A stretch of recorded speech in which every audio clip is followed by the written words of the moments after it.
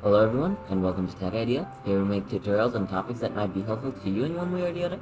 And today I'm going to be showing you guys on how you can post pictures on Reddit. Or, pictures basically. So what you want to do is basically do the same thing as go to create your post. When you go to create a post over here on the second page, you'll see this thing called image and videos.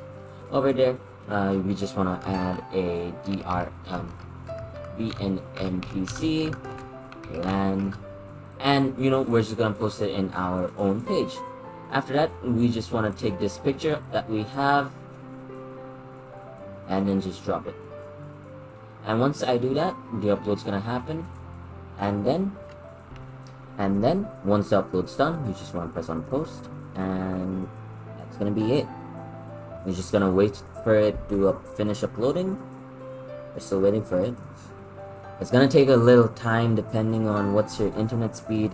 If you have good internet speed, it's gonna post immediately, and if you have bad internet speed, it's gonna take some time. So I won't be able to show you the post, but that's about it. After you press on post, it's just gonna post itself.